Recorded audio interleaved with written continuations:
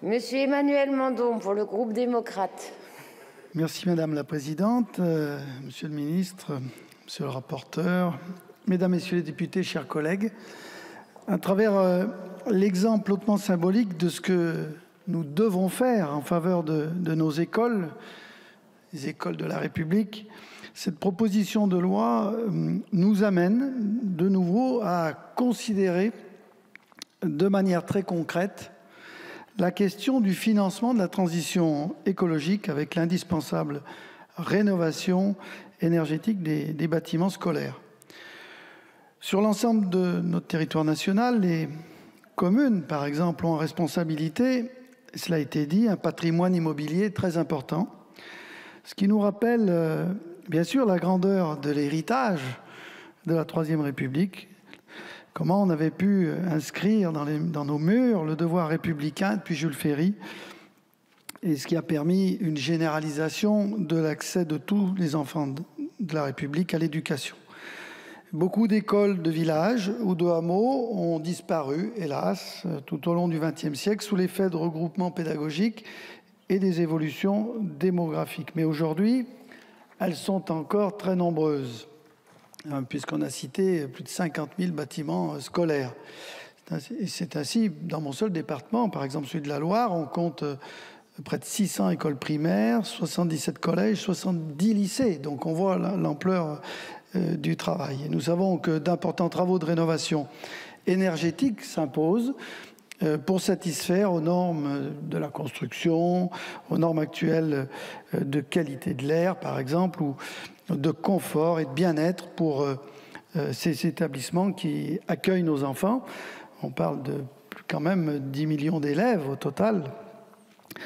Alors, les textes nombreux ont bien sûr conduit à accroître, dans un but certes légitime, de vraies contraintes. Et ce fut pour beaucoup d'élus un choc que d'essayer d'appréhender ces nouvelles règles. Et malheureusement, ça veut dire qu'il y a des contreparties. Et c'est le cas notamment pour les petites communes, que leur situation budgétaire rend déjà très dépendante de l'aide de l'État.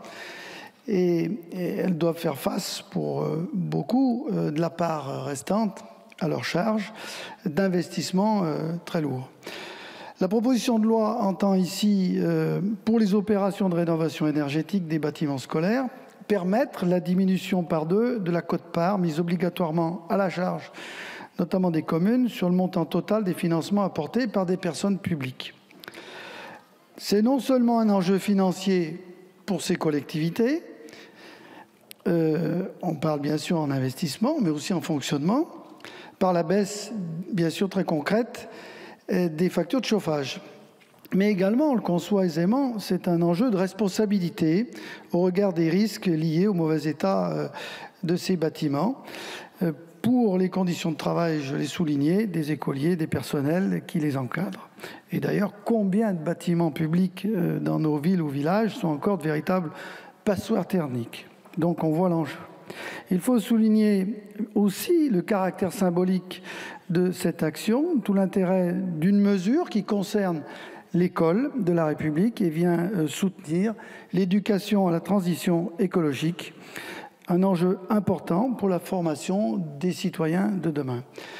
Aussi, cette proposition de loi nous semble être particulièrement intéressante parce qu'elle donne, par conséquent, compétence au préfet pour déterminer, au regard des moyens financiers dont elle dispose, et quelles sont les communes qui peuvent bénéficier donc de la dérogation légale. Ici, nous approuvons sans réserve le dispositif de bon sens. Nous pensons que le dialogue maire-préfet, par exemple, est important et intéressant sur les territoires.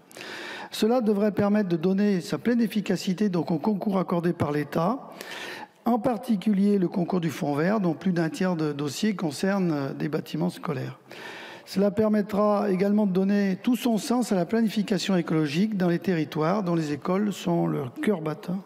Et je rejoins ici les propos du rapporteur qui a bien insisté sur l'idée d'une aide à l'ingénierie. Et il faut effectivement que les élus puissent se saisir de tous les outils mis à disposition par l'État. Néanmoins, pour que ce texte prenne toute sa force et toute son ampleur, il faut appuyer les collectivités, les accompagner. Et pour toutes ces raisons, notre groupe démocrate appuie sans réserve ce dispositif qui a fait par ailleurs l'unanimité au Sénat, ainsi que des groupes parlementaires au moment de l'examen en commission des finances. Je vous remercie. Merci, monsieur le député.